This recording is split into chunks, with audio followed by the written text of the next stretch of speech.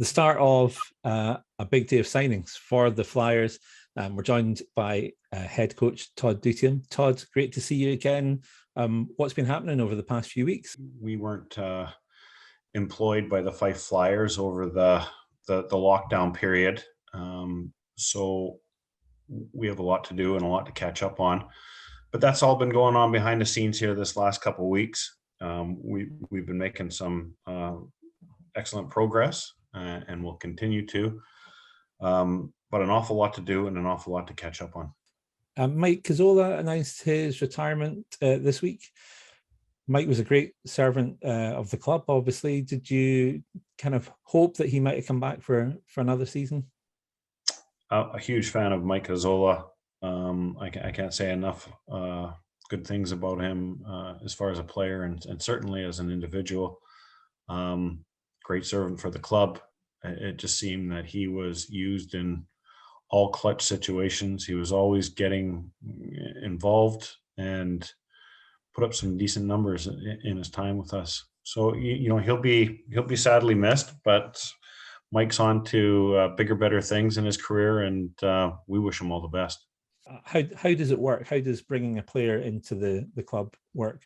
When it comes down to recruiting imported players, there's a number of avenues. Obviously, there's a number of agents out there that a lot of teams deal with. We also have a number of contacts in the North American leagues that know what type of player that we're looking for, and if a player expresses an interest or they think they have an interest, they'll make that connection.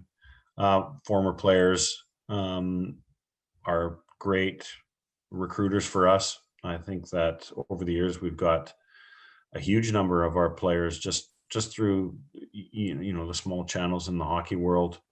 So names pop up from all different sources.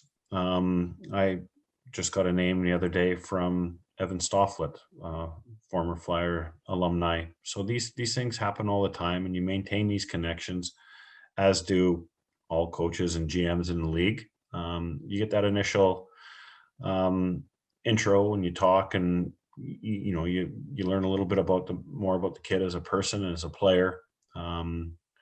Anybody can look on Elite Prospects and see their stats, but you really need to delve deeper into what kind of guy you're speaking with, and if his personality is going to meld with the team based off an initial conversation. Then obviously the contacts once again will do a minimum 2 point of reference where we speak to former coaches, former teammates, general managers of organizations, just kind of get a lowdown on what the guy's strengths, weaknesses, and overall game's all about. And this all happens, it's incredibly time consuming, but this all happens in a very short period of time. And you're also sometimes competing with not only teams in this league, but teams in other leagues in Europe and North America. So it's a process that maybe you get 20% of the guys you speak to, and sometimes you get disappointed.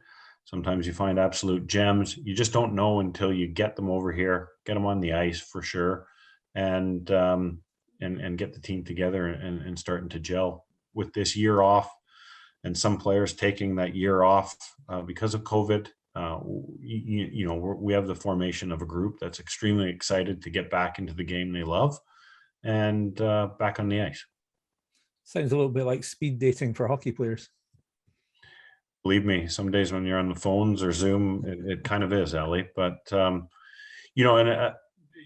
from a coach's perspective, I guess, after 19 months of not doing that, when you have to do it again, anxiety kicks in a little bit. You have a little bit of rust, and you have to develop these things very quickly. But talking to these young hockey players, they're all great kids, and I've had some fantastic conversations, and the guys that we have signed so far, and the chats I've had with them, has really ignited my excitement for the upcoming season as well.